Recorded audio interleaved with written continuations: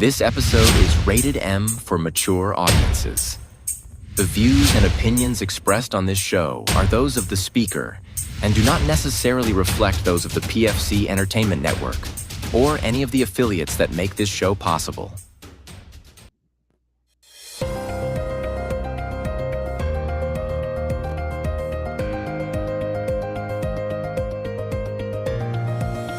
This is the Pure Fury Creations Entertainment Network. From the gridiron to the ball diamonds, from the hardwood to the ice rinks, from the fairways to the octagon and everywhere in between. If it makes headlines, it's fair game on the Sports Reel podcast on the PFC Entertainment Network. And we welcome you to the Sports Reel podcast live here on the PFC Entertainment Network. I'm Jason Klaus. I certainly appreciate you tuning in here tonight. We are live streaming this as we have become accustomed to. Across the platforms of our network. Of course, that's being our YouTube channel, our distributor at riverside.fm, and as most of you are watching this through our Facebook feed, our Facebook page. What I'm going to do right this second is I'm going to post a link into the live chat. If you are indeed watching us on the YouTube front, I don't know why it did that. That was ridiculous. Can't go wrong if it's live, right? All right, there it is sent. And if you have an opinion, you have a comment, you have a question, anything of the sort, and you want to be a part of the conversation, you are more than welcome. You're more than invited.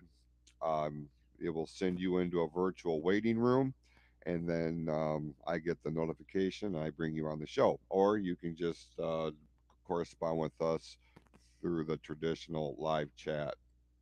Now, conspicuous by his absence would be one Tim Sheridan. And wait, as soon as I say that, say his name and he appears. Tim Sheridan is with us live. Look, I got a little bit nervous, bro. I was filibustering as much as Sorry. No, it's cool. It's cool.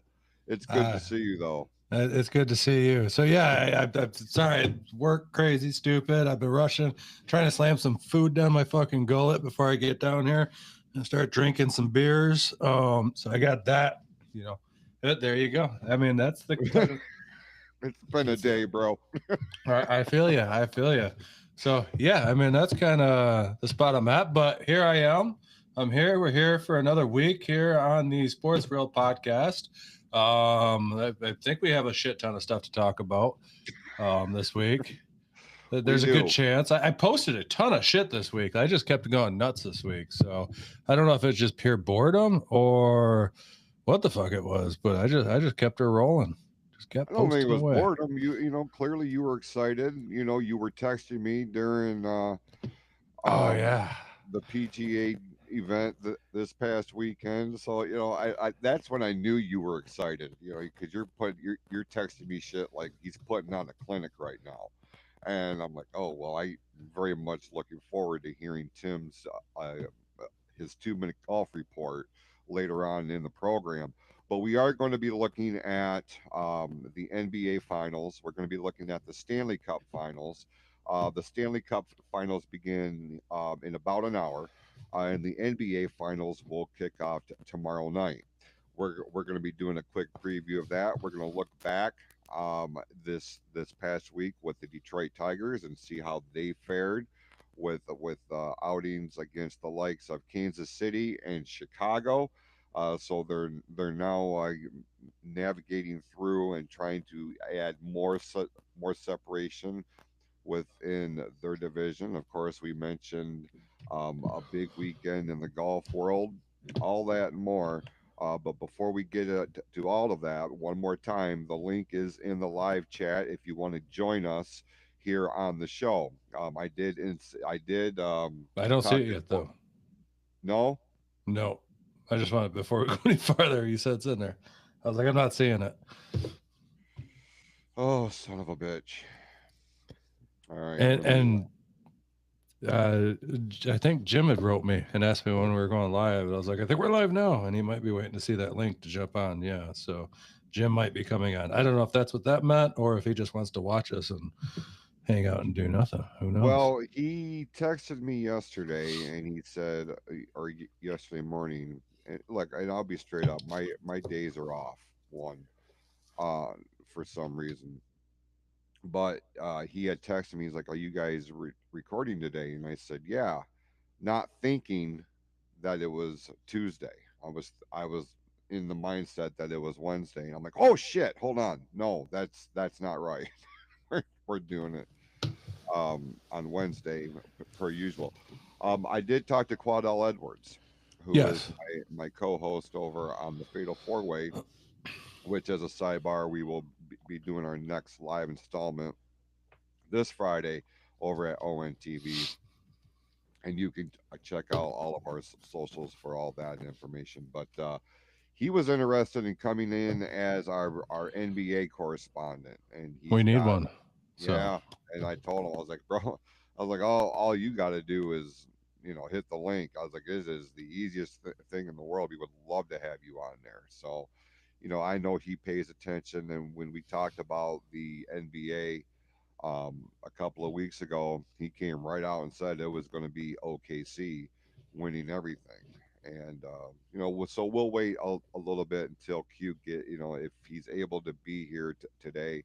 I did talk to him about it, so if his schedule is in alignment, hopefully we can get him on, and he can kind of break down what we can expect between Oklahoma City Thunder and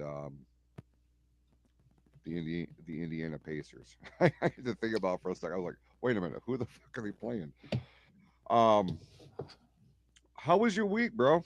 it was good. It was it was busy. We did a little bit of golfing over the weekend. Mm-hmm. Back to a golf course on Tuesday with Chase doing his swing lessons with Coach John over there at Sugar Bush. That's coming along pretty nice. Other than that, the normal work, grocery shopping, and beer drinking. Yeah. So that's about the life I've been living. We still don't have that link up there, I Jason. don't understand. I've posted this thing. Wait a minute. Yeah, I have it in the live. I thought, well, shit, maybe I put it in the Am I wrong. not looking at the right live stream chat? Yeah, I am.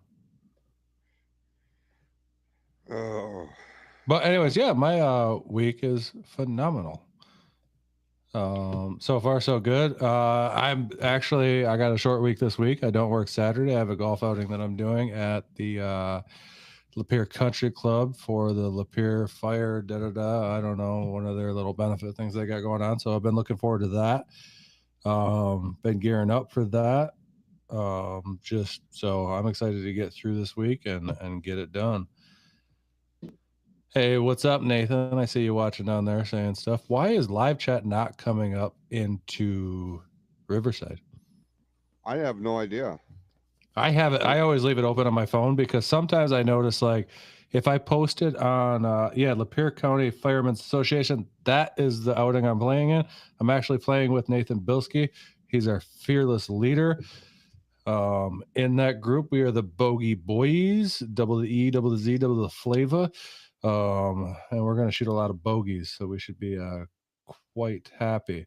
But anyways, yeah, I always leave the thing up live on my thing, and I post on the Facebook feed, because if I type into the Riverside feed, it never posts over to the Facebook feed, which is really weird. So like if you post in the Riverside feed, it doesn't translate. Like I can try to just keep talking while you try to figure this out, so we don't have dead air. And I just don't went like dead air. directly. I just directly went to the Facebook page on the computer. Yep, it just There it popped up. is. All right. Boom. We're live. Anybody out Nice. there, you can click that link. So anybody who wants to join, we just posted the link on Facebook there. You click that, you go through the little da-da-da. It asks you some stupid fucking questions, and then Jason can bring you into the chat. That's not the best way to explain it, but fucking hey, it works. Trust me. As So a sidebar, what questions do they ask? Because I've never had to go through my own it's game. not really questions. It's the same shit every time we go to load in. It's the are you wearing headphones, not wearing headphones, Oh, okay. those things. So yeah, it's Gotcha. nothing hard. You don't have to give your social security number. You're not taking out a loan. You're just coming to talk to us about sports. Now, whatever sport it is, who knows? But Jim, if you're out there, there's your link, buddy.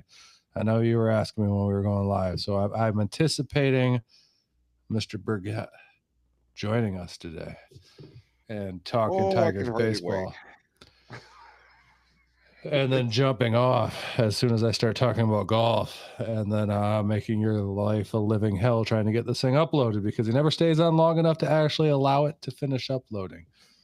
When he comes on, remind me to make mention of that because I have no problem in embarrassing him live on the air in front of the world. So, my buddy Drew Gillette's watching.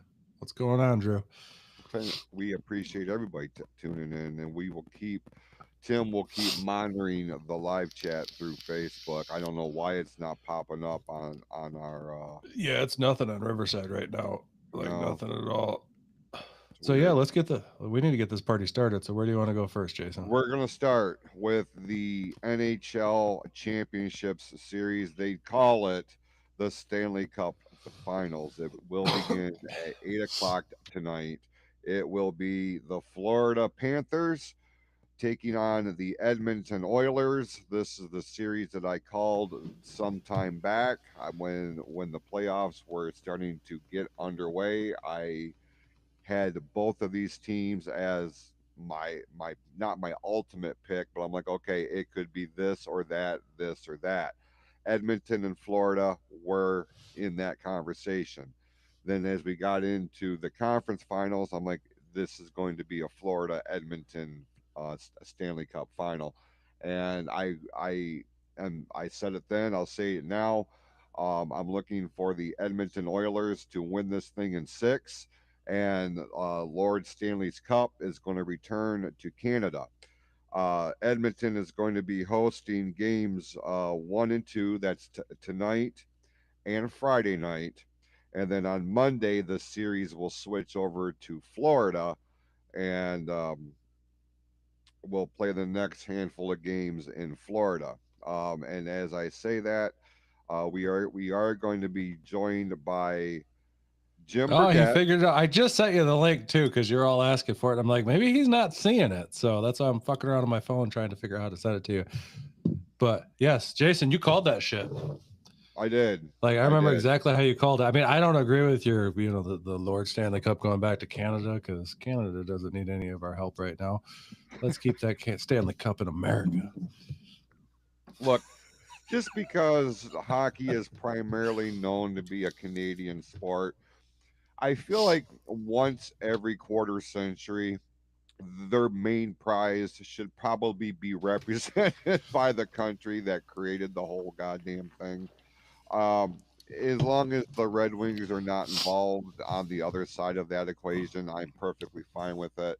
Generally, I don't root for Canadian teams, and it's just the way that it is. But in this, I am pulling for Edmonton. They have been firing on all cylinders. Florida is extremely dangerous, and I mean they're low key dangerous. Just when you think they're out of it, they find a way to get back into it, and before you know it, you're on the wrong end of the scoreboard. And I feel like it is going to be Edmonton in 6, and they're going to be winning their first Stanley Cup in forever. 75 years. Yeah, yeah. Where you at on this, Tim? Do you have an opinion?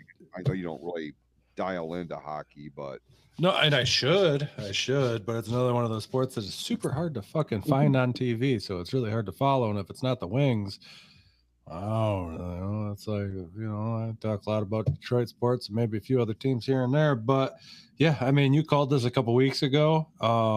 Good call on your end. I'll be rooting on the Florida Panthers because I want the Stanley Cup to stay in America. Just like Drew Gillette said down here, he said, "Boo Canada." And that's how I feel. Nothing against Canada, but we need to keep all these championships in America. And it's kind of funny because I mean NHL. When I really think about all these sports and they say they win a world championship, NFL, what team outside the U.S. are they playing? NHL. It's just the U.S. and Canada, really. I mean, we have players from other countries that come in and play on those teams, but there's no professional teams that play in the NHL that are not in either the U.S. or in Canada. Same thing with the MLB. You know what I mean? All our major sports are primarily just in America, but we still call them world championships. How? Fucking It's an boggles my ego mind. thing, It's you got know, to be. It's definitely got to be an ego thing. because back in the day, let's look at like the World Series. What other organized entity around the world was, had a consistent level of baseball?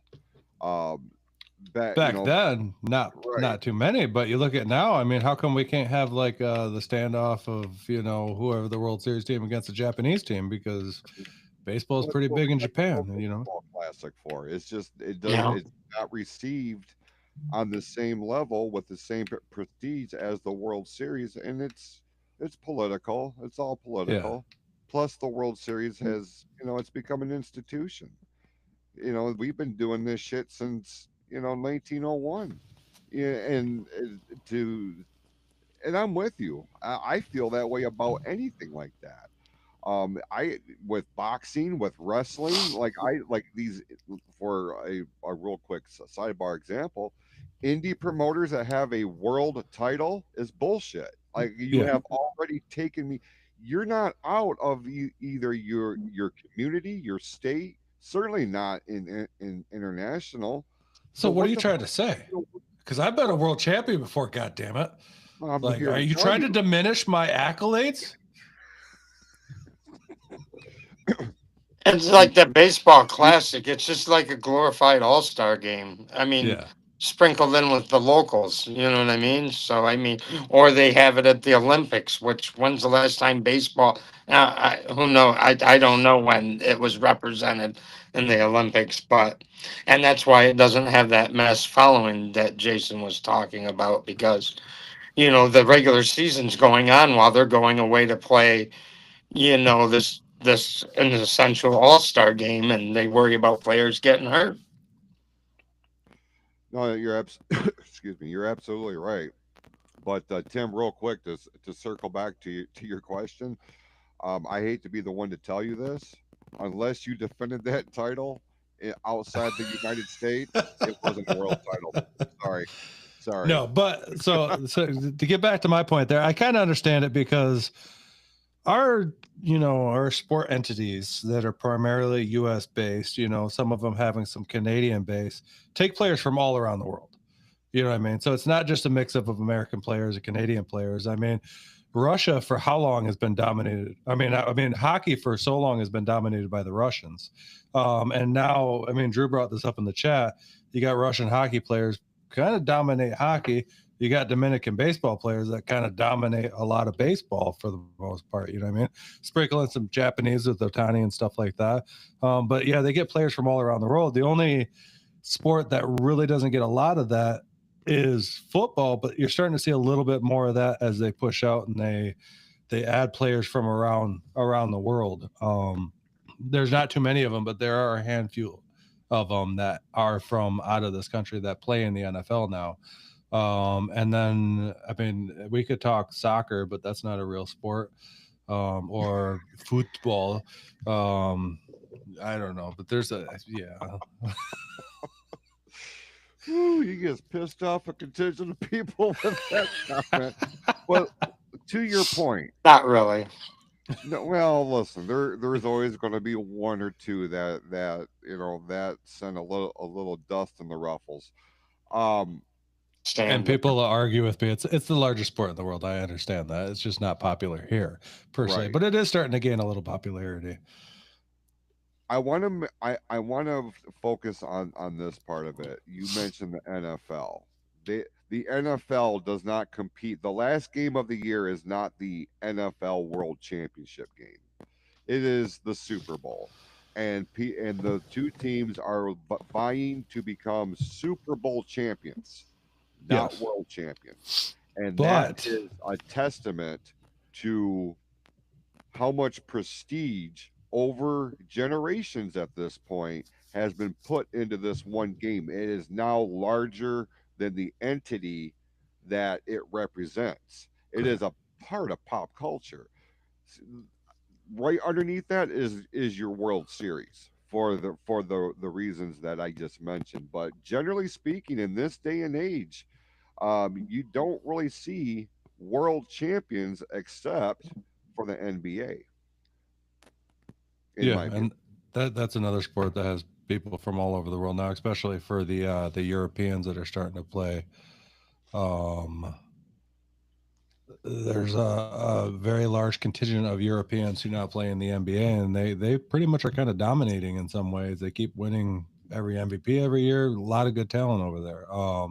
But yeah, so you have world champions there. So I kind of get the gist, even though the NBA is only really big in the U.S. per se. You know what I mean? Like it's our league. Besides the Raptors, there's really no other teams based outside of the U.S. Same thing with baseball. We got the Blue Jays Yeah, that are left now. Hockey's got what couple teams. yeah. You got the Oilers and the Maple Leafs. And football so far nothing, but that could change. We've had these discussions in the past. They've thought about basing a team in Europe. So that's just a matter of time. We've talked about all the scenarios of adding that. But we'll have to wait to see if that happens. Absolutely. And I guess we'll use this as a something of a transition. Um, we'll focus real quick on the 2025 NBA Finals that is going to kick off Thursday night at 8:30. ABC gets the broadcasting rights, so if wherever you watch your ABC programming, check your local listings. Oklahoma City Thunder, the Western Conference champions, are going to be hosting the first two games of this against the Eastern Conference's Indiana Pacers. Game one is on Thursday. Game two is on Sunday. Game three next Wednesday. That will shift to Indianapolis. Game four will be Friday. Game five next Monday if necessary. Quadell Edwards went on record, said that it was going to be Oklahoma City is going to be winning the NBA title this year. Odds makers, have them favored. I'm going to play the role of underdog here just because of my joy in the fact that this team eliminated the New York Knicks from the playoffs. So I'm going to go with Indiana in 7. I think That's where I'm going too. this is going all 7 games in my view. Um, and I think Indiana is going to find a way to pull this out. I realize I'm in the minority. I'm right there with you because I think Reggie Miller is going to come out of retirement and lead the Pacers to a win. T, Yes, sir. any predictions on the NBA Finals or the Stanley Cup Finals? What are my choices? Okay, moving on. Let's look at the Thank you. Detroit Tigers. Oh, hold on before we move on from NBA, I Yeah, want to talk about I'm just happy to be here. Do your thing. yeah. I want to talk about because I posted this earlier this week. The Knicks, thank God they got eliminated, a bunch of bitches. But they're apparently firing their head coach after a deep run into the playoffs. How does that factor? You know, I mean, he just took in a deep run into the playoffs. What leads to a termination after going that deep into the playoffs? This is the biggest problem with the New York Knicks. They do not give themselves an opportunity to get anything settled in place. If that shit had gone on here in Detroit, if we had made, well, we did. I mean, last year we went in the playoffs. We shouldn't have been there, or this year rather, shouldn't have been there. Okay, they got ousted. So what are we going to do? Fire our coach? No. There is a level of expectation with the New York market that all of a sudden you're just, no matter what it takes, you're going to throw a magic dollar sign out there and it's going to materialize in world championships. Well, correct me if I'm wrong, but if when I go back and look at the last 25 years of NBA champions, I'm not seeing the New York fucking Knicks because they don't give themselves an opportunity to get anything established. They have the Yankee mentality. You know, it's shuffle this and do this and bring him here. There's no chemistry. There's nothing. New York is not a super team. You need to have good leadership. You have to have a good mind as head coach, which this guy seemingly had. Took them to the Eastern Conference finals. Okay, so you didn't make it to the NBA finals. You're gonna fire this guy. Who do you think is going to be out there right now that is going to, change the course of where you're going? Like you're heading in the right direction. You knocked on the door of the finals. It's just too bad that you couldn't rely on the refs to get you over that hump. That's going to take me into a sidebar probably next week as this series moves along. Um, New York ownership, New York fans, they have no fucking patience, brother. That's what it comes down to. It's a "what have you done for me lately" type of mindset. Yeah, Yeah, what has he done? He took them deep into the fucking playoffs and almost made it to I, the I, fucking I know, NBA but finals. yeah, but you gotta win the big thing, otherwise you haven't won anything. I guess so. I mean, No, I no, just I'm just saying, yeah, like that's that's the that's the problem with the New mindset. York Yeah, market. yeah. yeah. New That's York, Los Angeles, I it's it sucks, and I yeah. feel bad for that guy because that probably you know he was thinking he was locked in probably for the next 2 or 3 years, right? Making plans. He didn't anticipate he was going to have his legs, cut out from underneath him. It's fucking ridiculous. Especially when you look at how many teams are there, and there's only one team that's going to win it every year in every fucking league. So to cut your coach off when they run you that deep into the fucking postseason, that's a successful season in my eyes. I mean, For you real. you did make it to the finals, but you were you were just a couple games away from the finals. Let's give these fucking coaches a little bit of leeway and go, okay, this is where we are. These are the pieces we need to add to get to the next point. You know what I mean? This reminds me back, when they were all talking about firing Dan Campbell after the, 2 seasons until he turned it around. But they're like, oh, last season sucked. We went 3-12-1 or some shit, and like it's time to fucking move this thing out and move on from them. And then they went on a winning streak after that. It takes time to build these things. You can't fucking just because now you're starting over again. I mean, the Knicks are really starting over again. I have a feeling he's going to go on. He's going to get a job somewhere. I mean, he just took the Knicks, who honestly, like, they got some talent on that team, but they're not, like Jason said, they're not a super team. So they're not built like a super team. So it's not almost a guarantee that they're going to fucking get there, which I'm still excited about the fact that we don't have any fucking really like super teams in the finals this year because fuck LeBron James. But, you got to give these things sometimes. You have to grow. You know what I mean? It's like, and I don't. How long was he there? Like, I don't know. That's my problem. Is I haven't really followed the NBA in the last few years, but still, I still think it's you make it that deep into the playoffs. That's this fucking successful season. Yeah. I kind of feel like that was. I feel like he had been there for a couple of years. I don't think he's been there for any long term. They haven't had a long term coach in quite some time.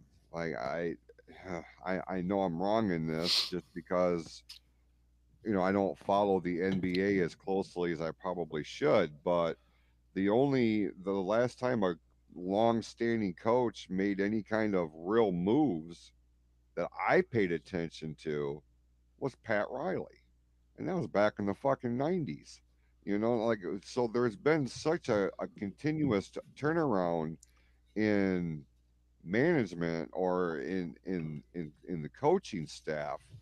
It's hard to get invested into a franchise, and we know this being where we're from, and especially with our baseball team here, it's hard to get behind something when there's not any kind of foundation to build anything upon.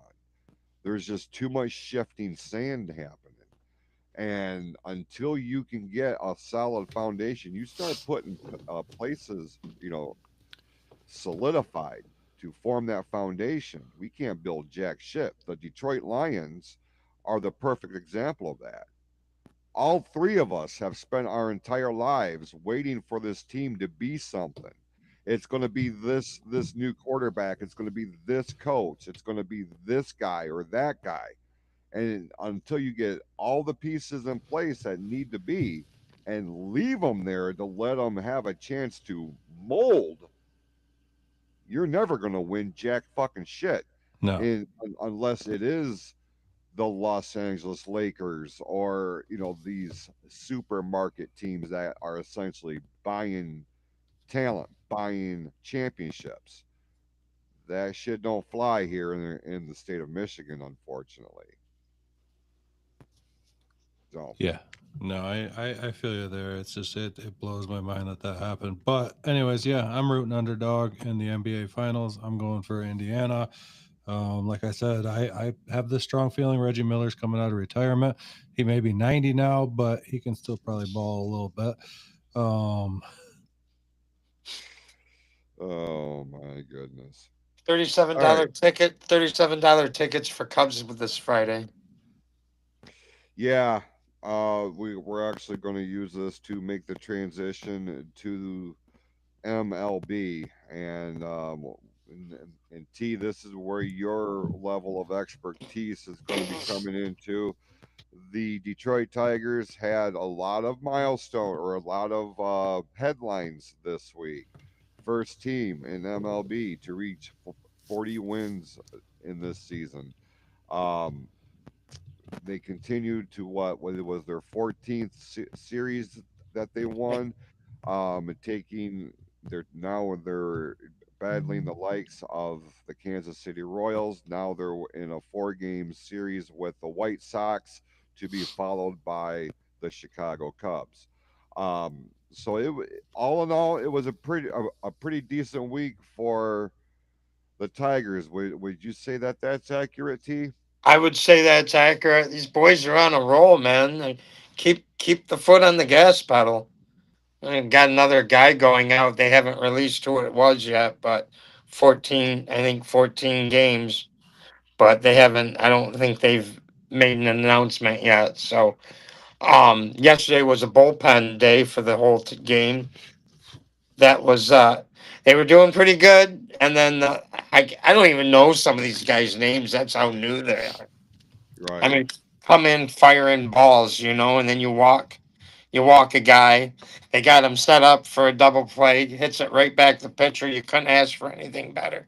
Throws it wild. Torres can't catch it, and then proceeds to walk the next two guys in, and then gives up a 3-run homer. And it's just, I mean, we're gonna have bad games, but these guys, Kerry Carpenter, 3 home runs the other night, unbelievable. Torque still hitting the ball really good. Guys are making good contact. Productivity's coming up and down the lineup. I mean, you can't ask for anything better. No, um, it's been a hell of a lot of fun to sit here and watch and listen to, and I consume a lot of my Tigers through the radio. We either on 97 Won the Ticket FM out here locally, or through the MLB app. But I mean, you and I have been listening to Tigers baseball for as long as we can remember. We're like I can remember listening to Ernie Harwell on the radio with my grandparents, but Dan Dickerson has really become that voice of the team. And man, there is such enthusiasm in his voice now. If I am watching it on TV, which has only been a handful of times, I have done what I did with my grandparents. We muted the TV and then listened to the radio broadcast. yeah. Just because I'm not a real big fan of who they've got for our TV announcers at this point. But man, Dan Dickerson, he that man is nothing short of a treasure here in Detroit. You know, And a great human being too. On yeah, top of it, right. and Jeff and I had met him at our last game that we went to, and we got a picture with him together. And he's quite tall. Yes, he is. You know, Very but tall. hell of a nice guy. You know what I mean? Really nice. Took the time, signed the ball for us, and just a really and man, you could be outside picking weeds, man, and he'll put you 10 foot behind home plate. You know what I mean? I mean for real. I mean he puts you right in the ballpark. He puts you right behind the catcher. You know, he puts you in the outfield. He puts you on them long fly balls. It just the way to bring out a baseball game and how he describes it is nothing short than amazing. And he followed Ernie very well. And man, this Dan, people have will go on and forget about Ernie because they weren't old enough or whatever, and they'll remember Dan, and that'll be in essence the same thing as us growing up with Ernie. So.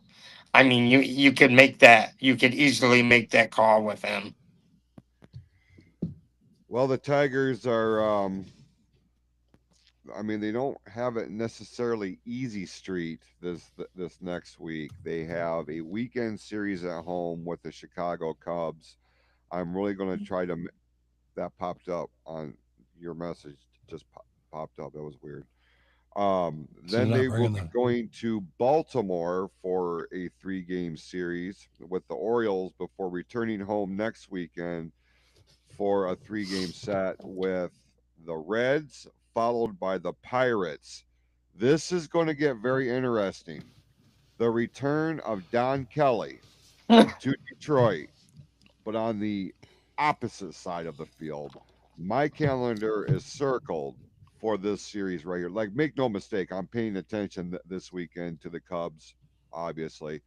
But man, when the Pirates are here, that's going to be very interesting. T, what do you think Don Kelly's going to be received like I think when? he'll be received very well. He's already been ejected a couple of times, if I'm not mistaken. So he definitely took after Jim Leland really well. So I think he's going to bring that same um, fire and passion to the game as a manager as he did as a ball player. Because any role he was asked to be put in, he put it. He went in and went after it. I always liked Don Kelly as a player. I mean, Hmm. great utility player. I mean, and by all accounts, he's a special human being too. So, this should be interesting. My take on the Tigers is as long as they, I don't think this is the same old Tigers where it's like, well, we can go in against tough teams, and if we get one, we're doing all right. If we got to face the Dodgers now, if we could take that first opening series away from the season away, and you plug them Dodgers in now against this team, I would like to see that I'd run that back, as they say. I would agree with that, Tim. I gotta believe you would agree as well because the Detroit Tigers that we see nowadays here in June was nowhere near what we saw back in April when they opened up in Los Angeles against the Dodgers. And as I was just doing a quick look at the standings over in the National League, the Dodgers are still number one in their division, but that gap. That they're not the dominant team that everybody expected them to be. I feel like right now, and we've said it for the last 3 or 4 weeks here, by statistics, the Detroit Tigers are the best team in all of Major League Baseball. People still do not want to accept that. They want to make the argument for the New York Mets. They want to make the argument for the Los Angeles Dodgers. I'm looking at the fucking stats. It is in black and white. You can argue about it until the cows come home, but what it comes down to is wins, losses, and that percentage. The Tigers remain at this point, after all these weeks in a row, the best team in all of baseball. And you And got I'd argue it. Yeah. And we have to remember, we've talked about this since the beginning of the season. The Tigers have been going through their hardest part of their whole schedule to get to this point to be the best team in baseball. So let's not take that away either, because they've been beating some really good fucking teams to get to this record that they are now. I think I saw a stat last month. They were 19-10 altogether in the month of May. Like, that's a pretty good fucking run, you know what I mean? Being 19-10. I mean, and they're doing it against teams that nobody thought they'd do it against. You know, this is obviously the hardest part of their schedule coming up. Let's hope that they can just keep playing this way and get through the rest of it as the schedule gets a little bit easier. But I mean, I'm starting to see some turnaround. You're saying nobody's giving them credit, but I'm starting to see some turnaround. There's a lot of people who are favoring the Tigers to actually go on and win the World Series this year. Betting markets and stuff are really starting to put odds on the Tigers to win the World Series this year. They seem to be the front runner on that. And I keep seeing a lot of stuff on TikTok when people are ranking teams. Now people are starting to give Tigers their credit and going, this is the best team in baseball. So it's starting to turn around. Probably not as fast as it should. You know, it should have been maybe a month or two ago been turned around when they were playing at that clip. But, you know, I don't get it, because it's not like they were shit last year, because honestly, like, they shouldn't have got as far as they did last year, but they started playing leading up to last fall at a very high rate and got themselves into the playoffs and made a little playoff run last year. And then they've just carried it over and gotten even better, in the off season into this season. So yeah, they're the best team in baseball. I think they are the favored ones now to win the World Series. Hopefully they can get there. We're all rooting them on. I don't want to give up too much hope, because I did that with the Lions last year. You know what I mean? I don't want to get my heart broken.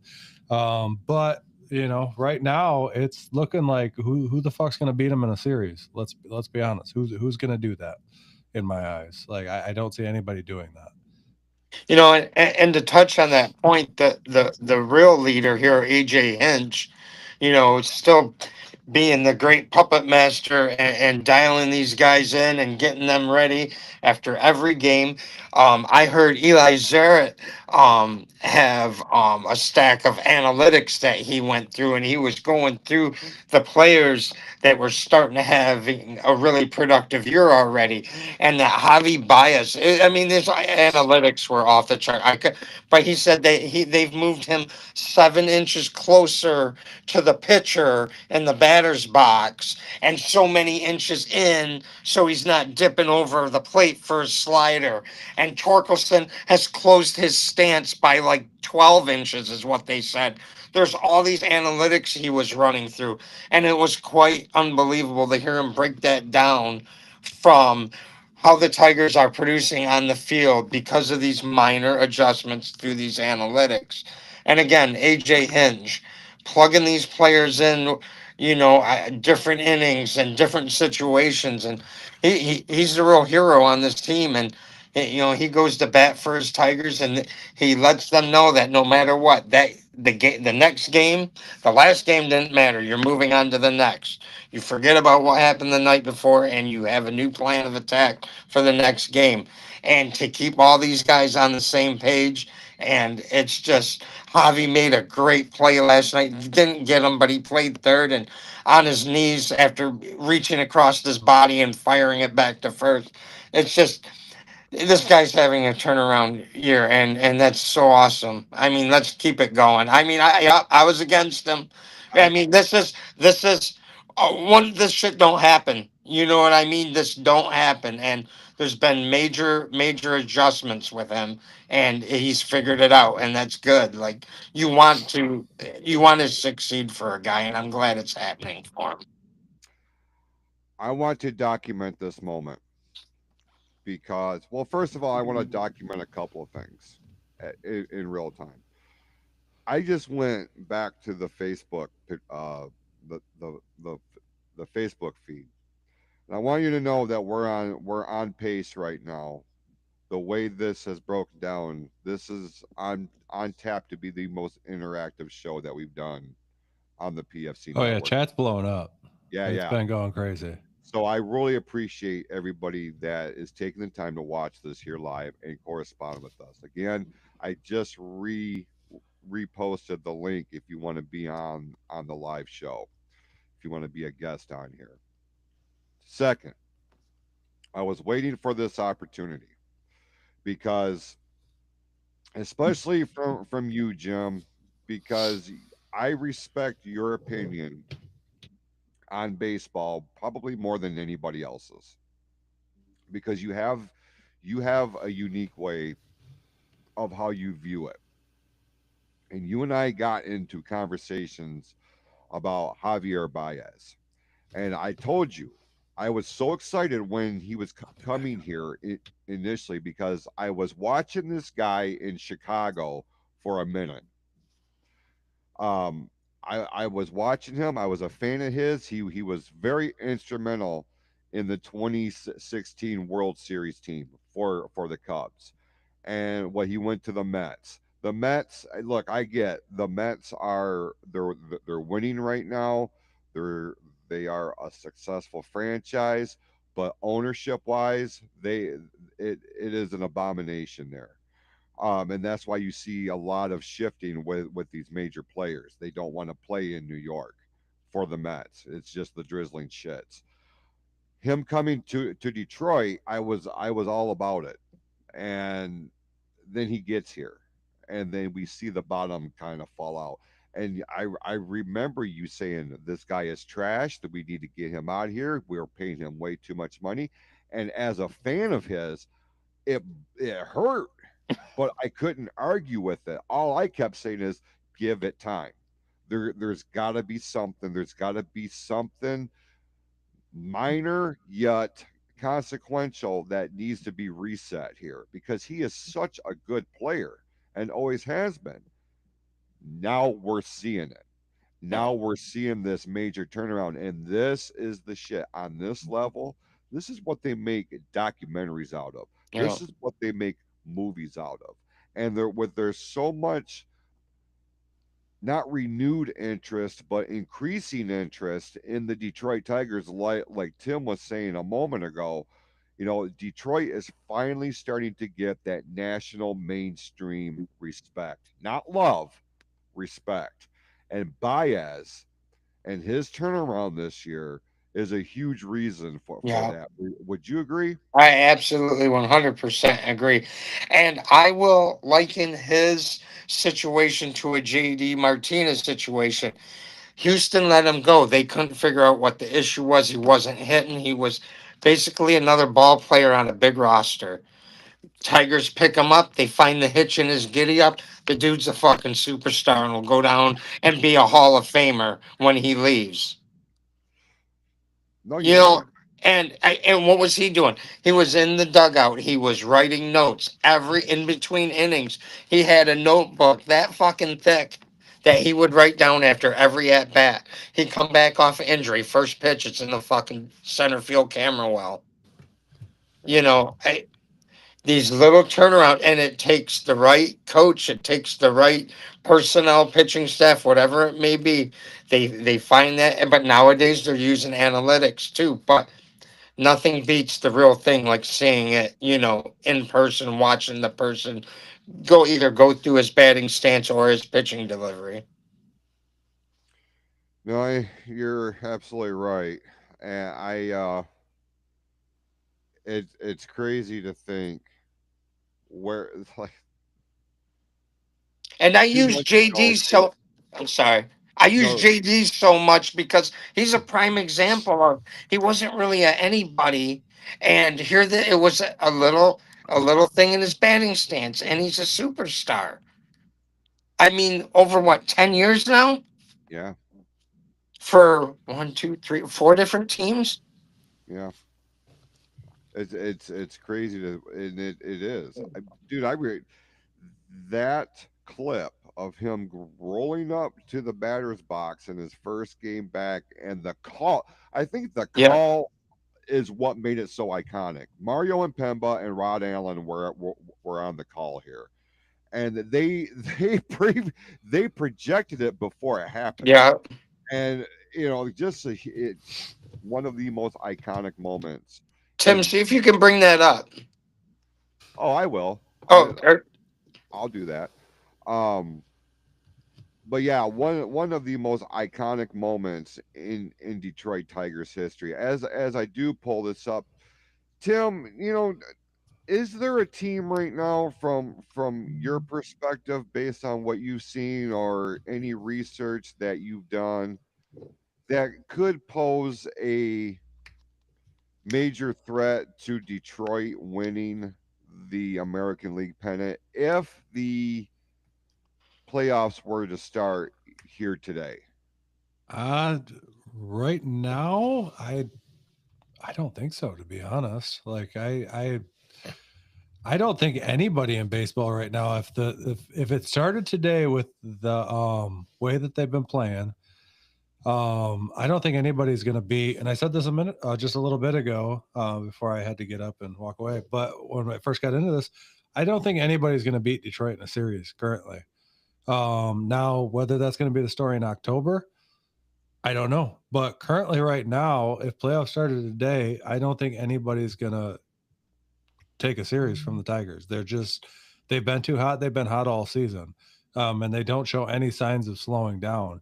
In fact, Jim was talking about bullpen and a lot of the guys that they brought up, the young guys. I think they're at the point now in their season where they're playing with things, trying to figure things out. You know what I mean? Trying to see what kind of depth they can get some younger guys up here and see what they can do, because right now they can afford to take a few losses if they need to, but you're never going to know about these guys unless you try them out. So it's a good point in the season to be at where you can bring some of these guys up and try them out, give some of the other guys rest, because obviously they've been playing hot, and it's kind of a balance of how much rest do you give them, without them losing this hot streak, you know what I mean? But you got to give them rest, because 162 games is a long fucking season any way you look at it. I mean, these guys play more.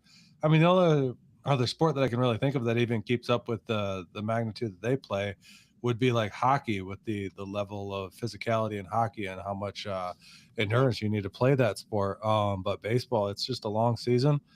Try some of these younger guys out. Maybe we'll find a diamond in the rough down here. We have a really good farm system. We always have. That's been one of the strong points of the Tigers, is their farm system has always been amazing. But currently today, if the playoffs started, I don't think anybody stands a chance against the Tigers.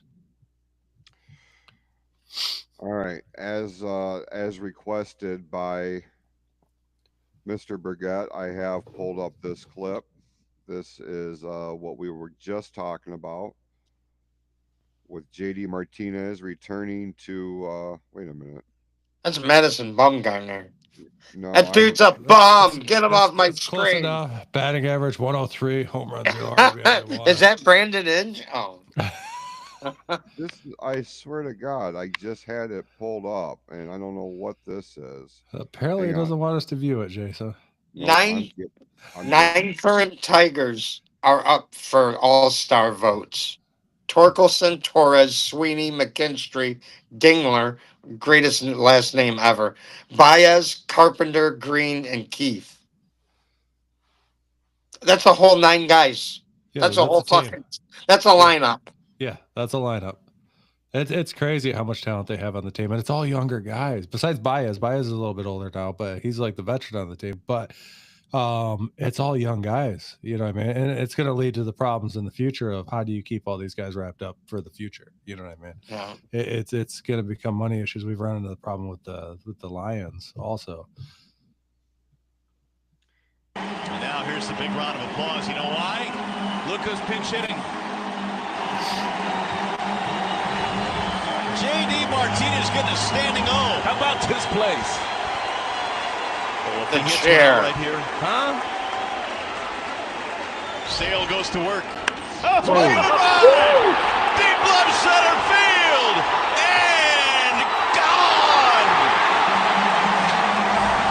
It's gone. Welcome back, JD. We let that guy go to Boston. Yeah. That hurts. That hurts almost as the no-hitter. All right, I wanted to bring that up too before yeah, I wanted to make mention that because we just crossed the anniversary of this. Yeah. Yeah, I've been seeing it Um, a lot on Facebook and on TikTok yeah, going over that game. what I think what pisses me off, we all know we've seen that footage a million times at this point. Armando Galarraga should have a perfect game on record for the Detroit Tigers for MLB, but one errant call by Jim Joyce erases all of that. Now this game, what was it, 2009 T? Is that That when sounds about right. um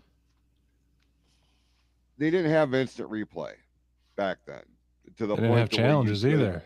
could overturn that that decision. But this was what I mean. What people have an opinion about this moment in Tiger's history? Do we recognize it, even though he doesn't, have the credit for it, or do we just chalk this up as the biggest fuck you of all time?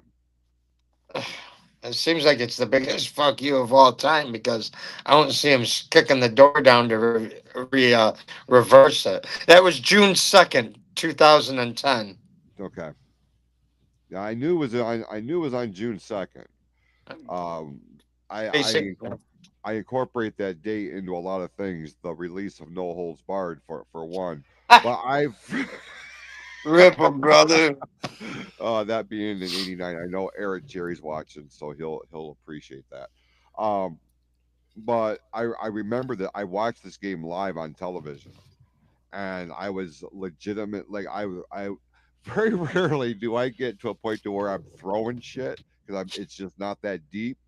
But on that night, shit got broke because I just could not believe that Armando was robbed of history like that. They both wrote a book.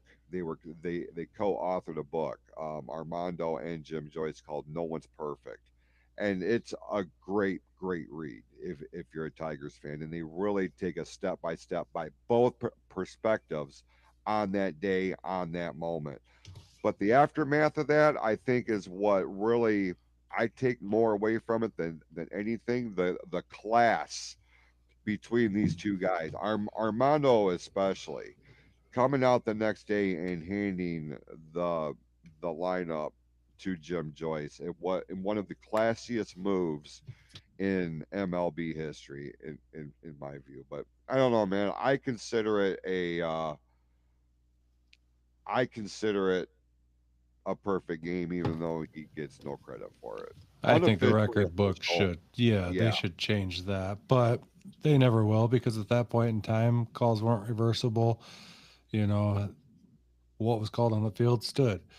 hmm So it was shitty because Referees it wasn't even decisions were close to final. being safe. Like not Right, even right. close. Like you're talking 3-4 feet. You know, it wasn't even fucking in the.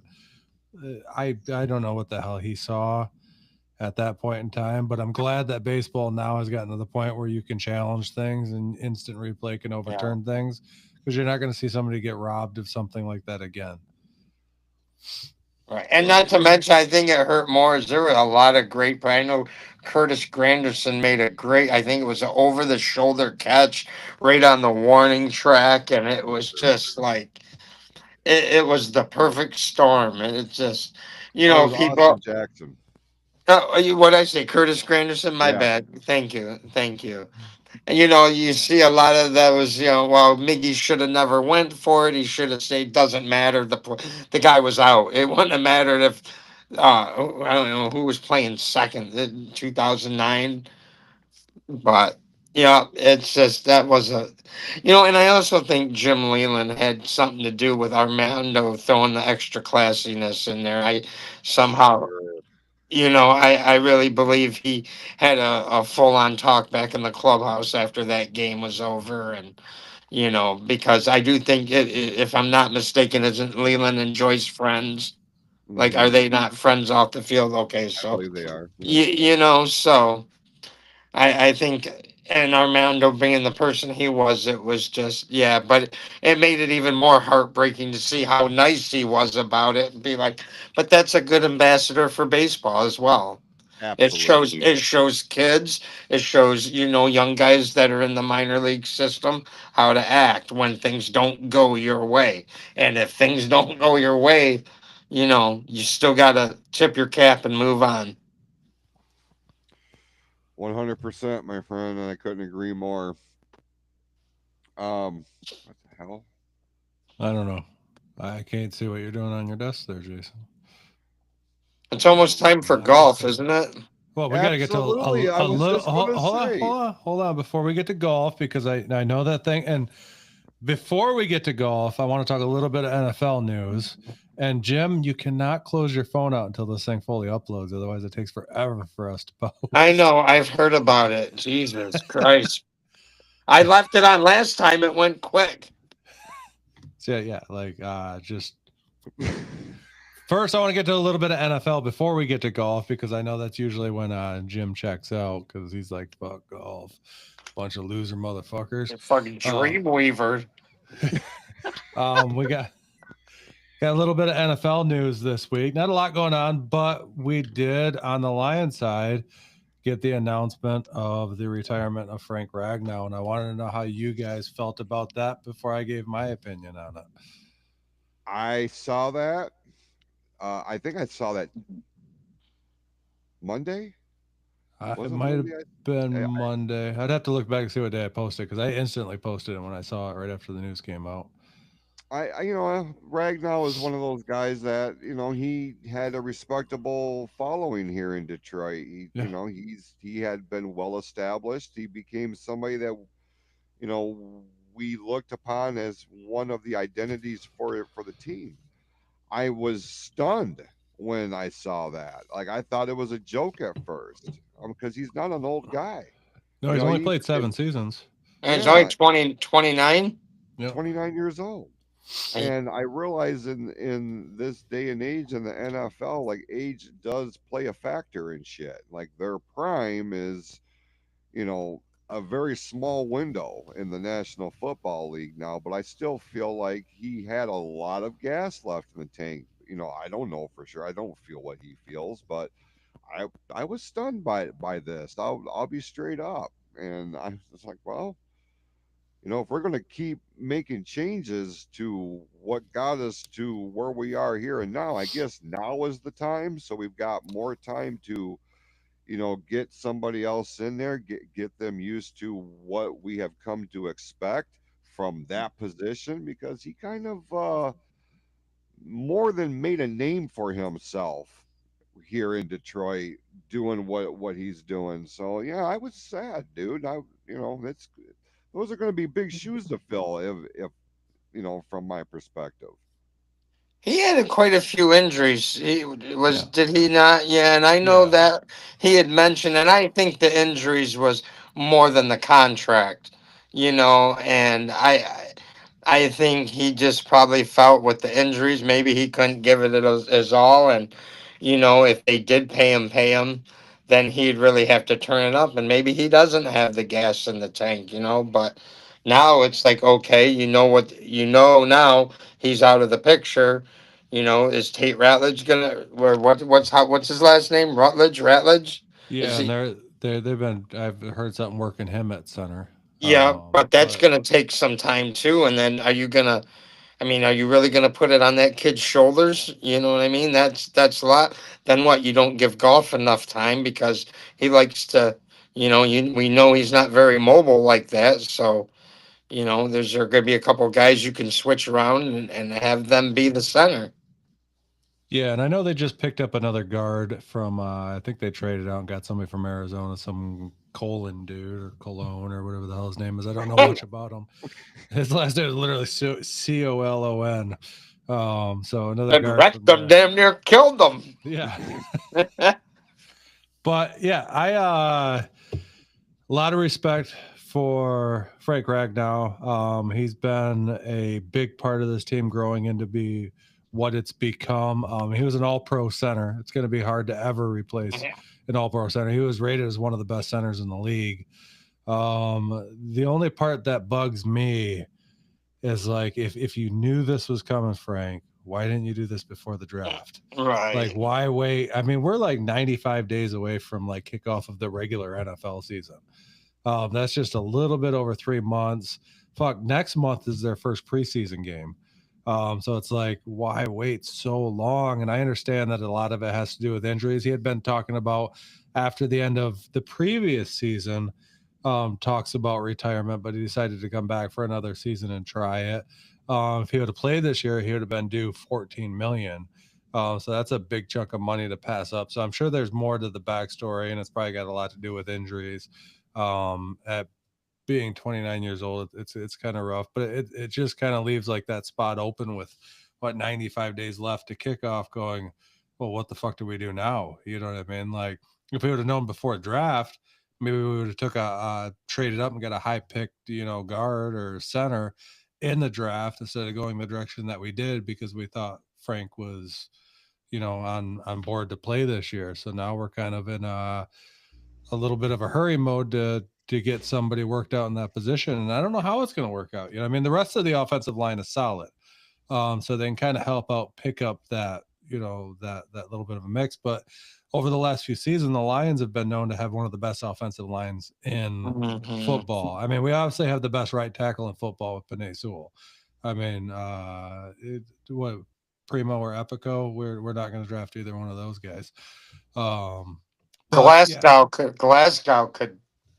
could probably do it, Yeah, he probably could, and I think we might go that way because I think he's filled in at center for when Frank was out and hurt a few times. That's right. Yeah. So yeah. I mean, I think that would be a good option. But then, what do you move into his position? You know what I mean? Like that's where you might be able to have the Tate kid learn, But there again, you might have to do double duty on with helping the kid out without, And then also Gibson, Montgomery can also step up and help a little bit more too to protect golf. They did it before, last season. So yeah, you can throw Laporta in the mix too. That's exactly. So I don't think they're in the world of hurt. I think concern would be a pretty good. I mean, at that position, but I would think this team's talented enough they can move all the pieces around and. It's going to be the offensive coordinator's job to hopefully, get the right ones lined up here. Yeah, no, I've been waiting for more comments on this one in chat, but it's kind of seemed to go quiet. But yeah, that's kind of. I just wanted to get your guys' feel on that situation, because it's kind of sucks, Yeah. Oh yeah. Yeah. I mean, you got one of the best centers in the league that just abruptly retires 95 days before the fucking season starts. Yeah, he Barry Sandered him, didn't he? Yeah. It doesn't sting like the whole Sanders. No, not at all. That was, I thought that was an April Fool's joke a couple months late, but that was a heel move. Yeah. Who's the other one? Kelvin Johnson. Yeah, we got Kelvin Johnson again. Yeah. Seems to happen, but we should have all seen it coming. He was talking about this, the end of the previous season, the possibility of retirement, decided to come back for another year, and he probably just washed it down his head for months and months and months, and then just probably a lot of talk with his wife and his family, and goes, what, we've made enough money. Let's get out of this when we can, while we still have our health. You know what I mean? Because you never know. That's a brutal fucking sport, and it can fuck you up for your the rest of your life, and you want to get out of there and make enough money and have the health to be able to go on. So, I mean, good luck to him in retirement, and hopefully he sticks around the organization. Maybe comes to some of these practices and helps coach, some of these younger guys, get them into these, get them into the mode, what worked for him, what didn't work for him, what I mean? Help them out. That'd be fucking awesome. Hopefully it's a situation like that. I want to take a moment here and send a shout out to the couple of viewers who are watching us through our YouTube channel. It doesn't tell me who they are, so I can't give them individual shout outs, but it did just pop up a notification on my board that we have 2 viewers over on our YouTube channel. We certainly appreciate you tuning in. I do believe there is live chat correspondence or capabilities over there as well. But if not, you can find the PFC Entertainment Network on Facebook, where you will find the link to join the show if you so choose. So I just wanted to make mention of that, as we appreciate everybody who has tuned in here tonight. Um, I'm very much Tim. I couldn't agree more. I wish that, this announcement was made before the draft so that the team could plan accordingly. This does have a lot of similar feelings as we have all already laid out here with Sanders and Johnson and things of this nature. But um, even with the NFL's attempts to make football a safer sport for everybody, I don't give a fuck, dude. You can't slam two 300+ pound men against each other and not feel it time after time after time after time. It's going to take a toll. So if you can get out with all of your faculties in place and still be able to provide for yourself, for your families, as much as it sucks for us as fans, you got to take care of you, and you're making the right decision here. I just hope the Lions have a plan in place here, even Yeah. after the fact. So I think they're going to be fine, just like Jim said. But I think it's going to take a little bit. We might see a little bit of a slow start this season on those positions, trying to get these guys worked into those. But like you said, Glasgow, I think, could fill in that position pretty well. He's done it before, so I think we'll be all right. Obviously, defense has really picked up. Lions are still, even after this, are still rated pretty high in the league, and we're going to have a good season again. But other than that, football's been pretty quiet. Not a lot going on, obviously. Later next month, we'll probably start seeing a lot more, because that's Lions have the first preseason game of the year. I think against the Chargers, it's July 31st. So we'll be able to see a little bit of Lions football that day. It's the Hall of Fame game. Somehow they got picked to play the Hall of Fame game this year. And it's probably because the Lions are the most watched football team in America right now. It's America's team. And it feels good to finally have America's team. America. You know what I mean? They're going to be world champions. Gosh darn it. Well, they're going to be Super Bowl champions, but be But anyway, we're at the top of the hour, so I have to squeeze this in. So do it, Tim. Oh, that's your PBA. That's the wrong one, bro. Wow. That's not it. Where the fuck is my button? Wow, you have derailed, Tommy. Oh, there it is.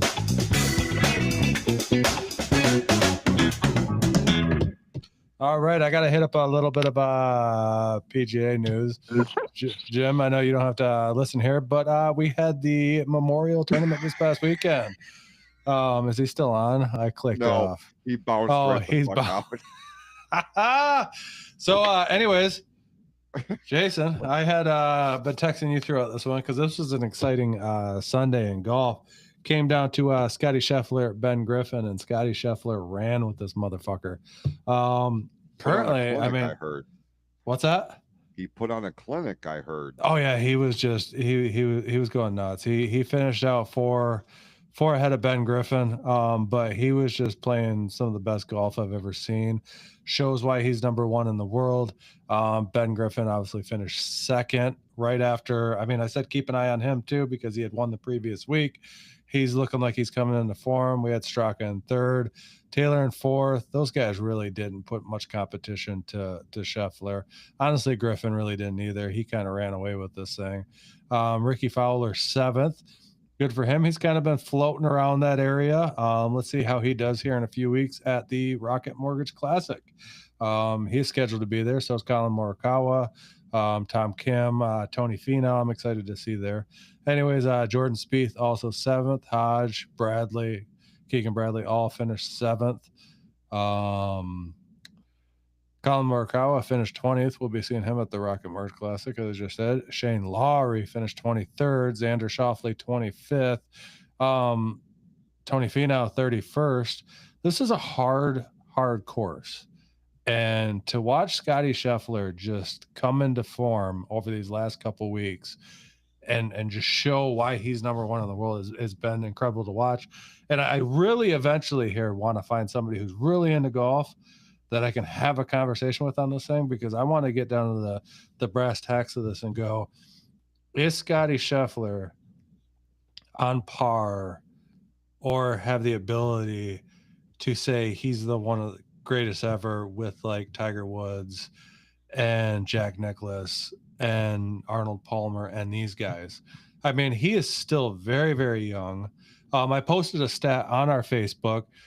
There's only 4 names to reach 16 wins the quickest, and Scotty's number 4 on that list. And it's like, I can't remember. I have to look this up so you can see this thing. The quickest time to reach 16 wins on tour. Let me find this, because this was a interesting stat. So the shortest time between first and 16 wins on tour: Sam Snead, number 1, Jack Nicklaus, number 2, Tiger Woods, number 3, and Scotty Scheffler, number 4. And you're talking a matter of weeks by the time between Tiger and Scotty to reach this point. Scotty's already got 3 majors.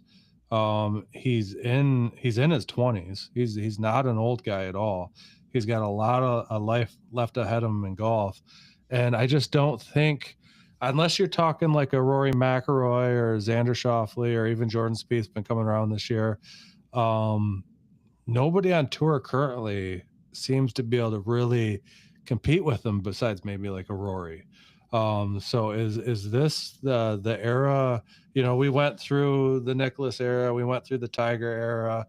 Are we in the Scheffler era? Like, is he going to be that next name, like, to be considered to be one of the greatest of all time? And I want to have that. Like, I mean, he seems to be on pace to do it. I mean, he's got a lot of majors to catch up on when to catch Tiger, obviously, but could he do it? Could he win a couple more majors this year? I don't know. The way that he's playing right now, he could. He literally is playing like he can go out there in any tournament he enters, he's going to win. He's got 3 wins already this season. He's tied with Rory already this season. Rory has seemed to just kind of disappear off the planet right now after you know, winning the Masters and finishing out his, you know, his Masters or his majors card. He didn't play at the Memorial.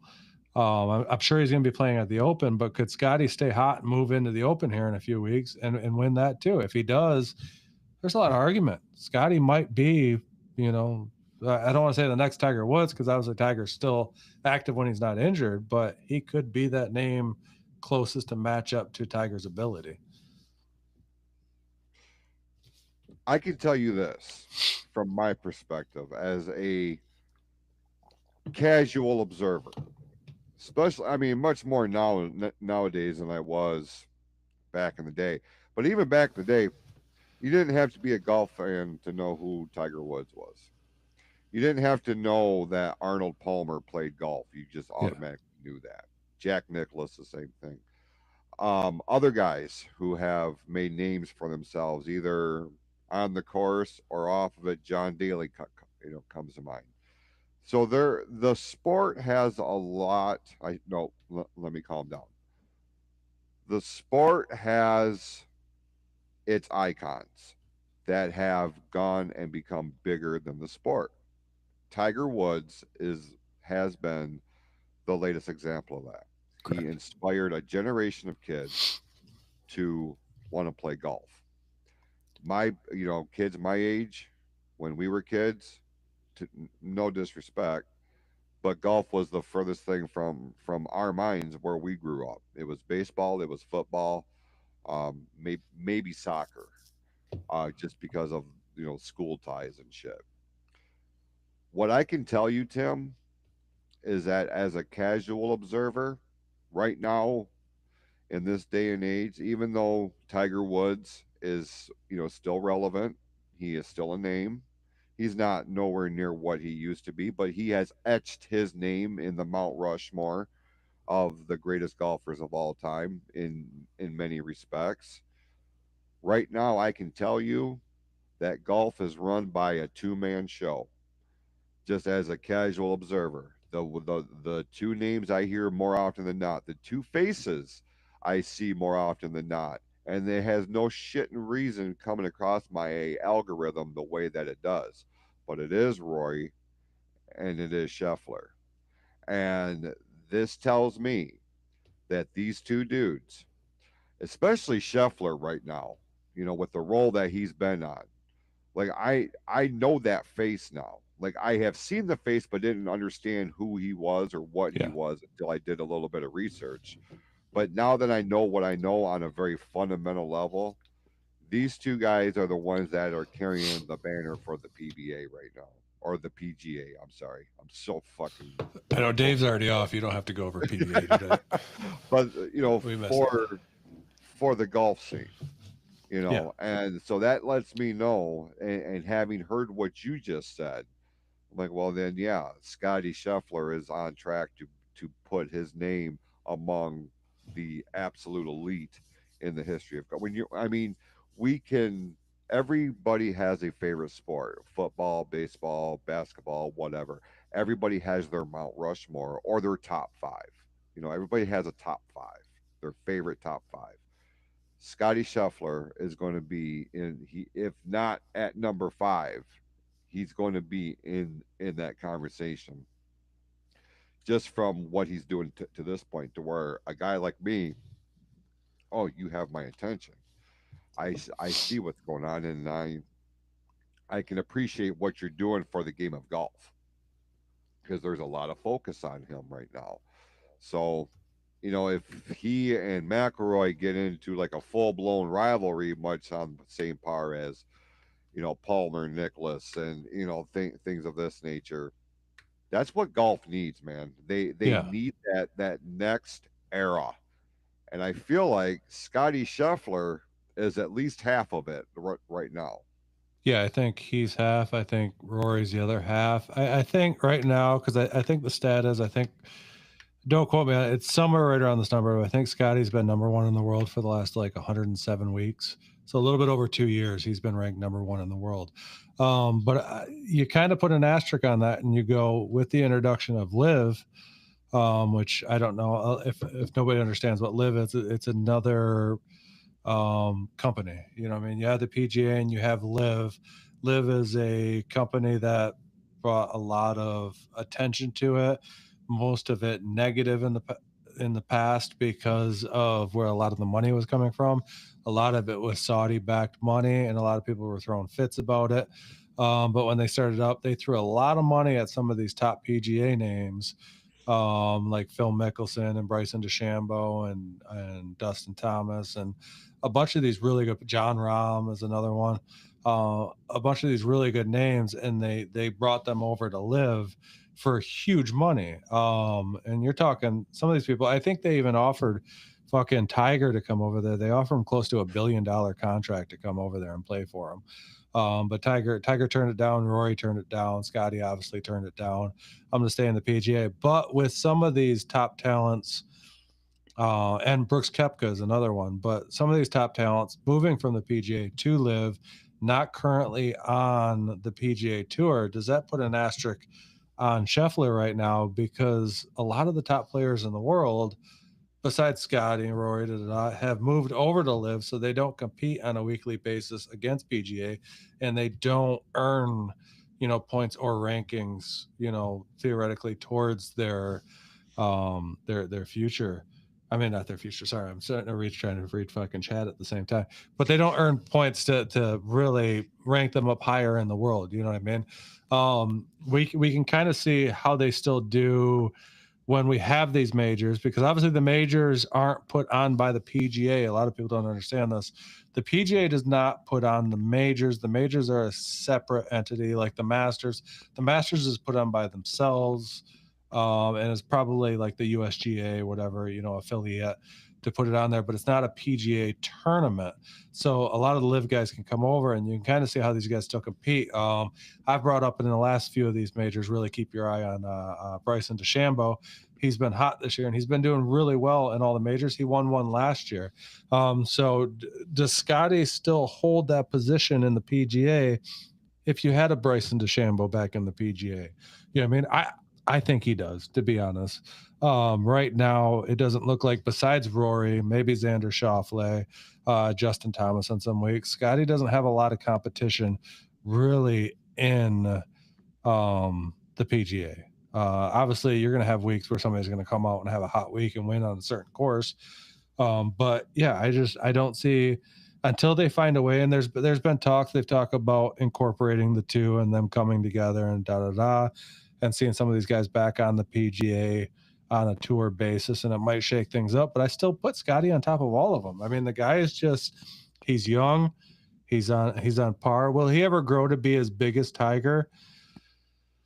I don't even think if he ended up with more wins and more majors than Tiger, I still don't think he'd have the aura about him as Tiger had. Tiger had a lot more going for him. You know what I mean?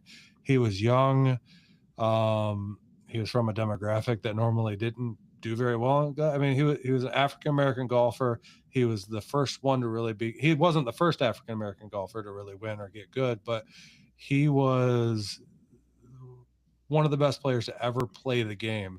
And he broke through these barriers, and he showed that no matter who you are, no matter where you're from, you can play this sport and you can be really good. And a lot of people latched onto that. And that's one of the reasons why he will always be, I mean, some say he's probably the best of all time.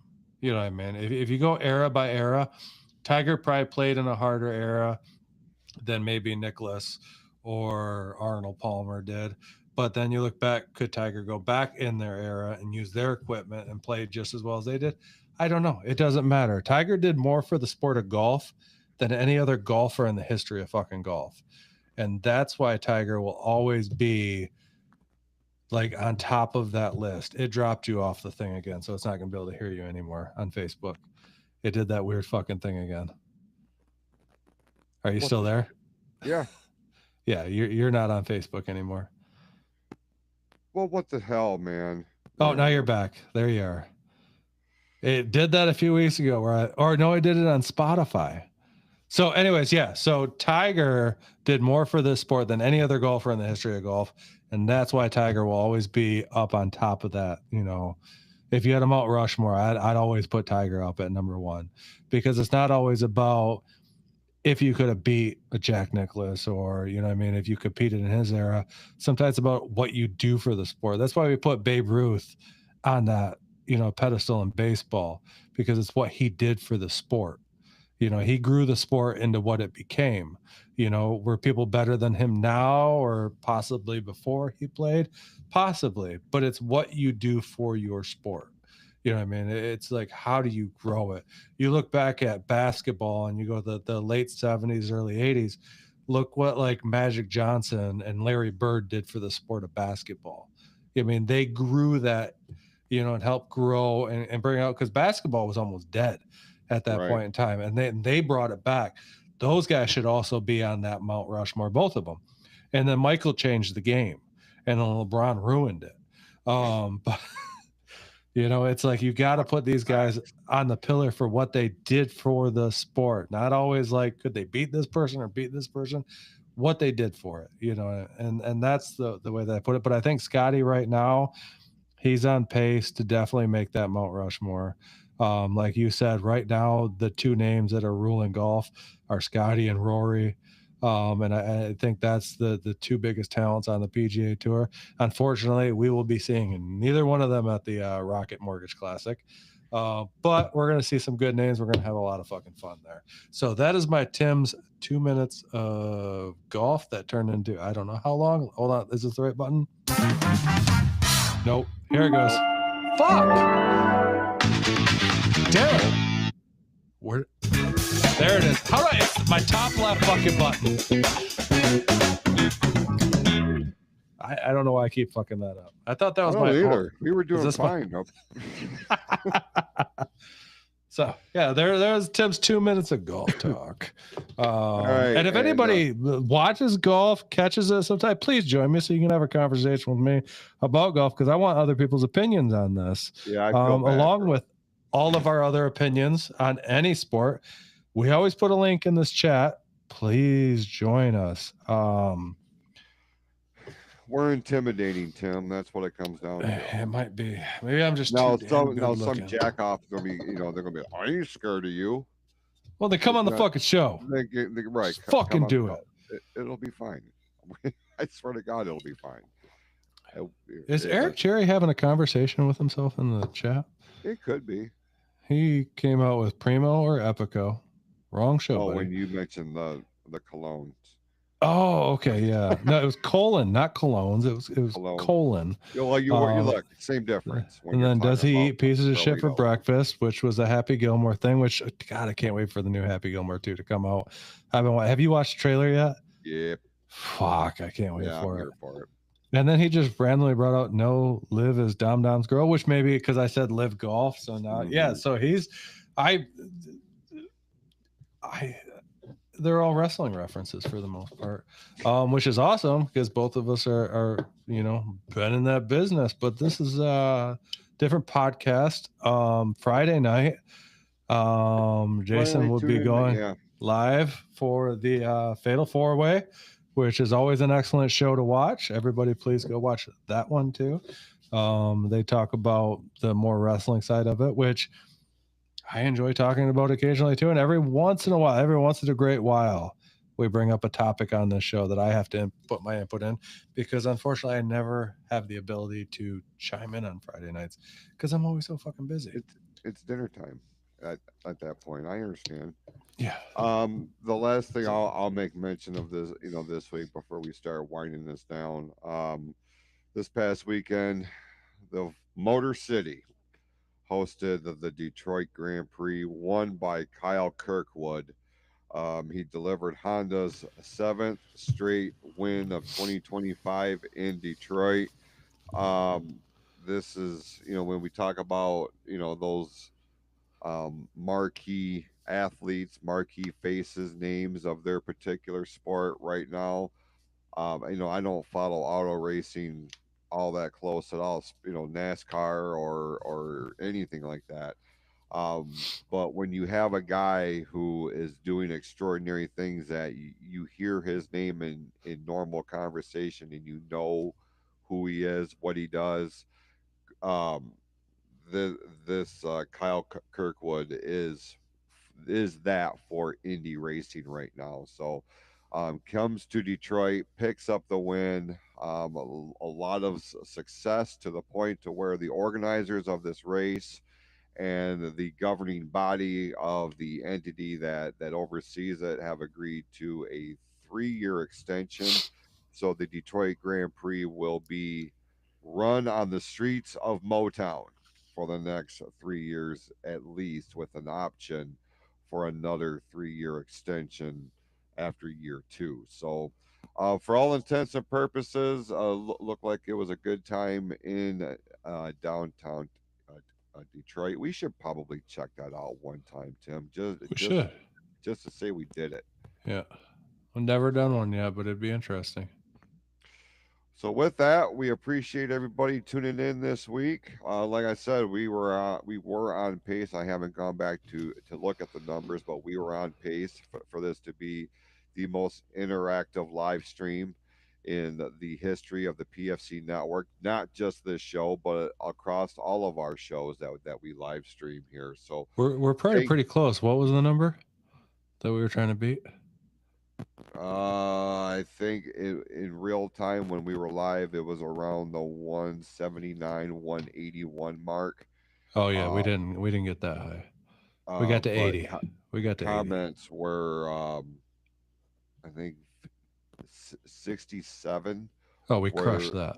Okay, great. We're at 167 views and 80 comments. But like I've been looking, our viewership's been growing again. I want to thank you guys all. I mean, last week's show, 509 views on Facebook alone. Damn. So yeah, we were cruising last week. And we'll probably be well over 200 by the time this thing hits, tomorrow. But they seem to be coming back to it and keep watching it throughout the week. So we appreciate everybody viewing. And, if you have any suggestions for the show, drop us a line. Let us know if you want anything. If you want to know, I know we missed the PBA update this week for Dave. So we'll get you next week, Dave. Yeah. So for sure. All right. With that, if you have any questions, comments, feedback, show topic ideas, anything of the sort, hit us up over right here on the Sports Reel podcast or PFC Network Facebook pages, pfcnetwork.net, or wherever you find our great shows. With that, for Tim Sheridan, I'm Jason Klaus. Go out, be awesome to yourselves and to each other, and we'll see you next week right here on the Sports Reel podcast on the PFC Entertainment Network. Let's go Tigers. Yeah.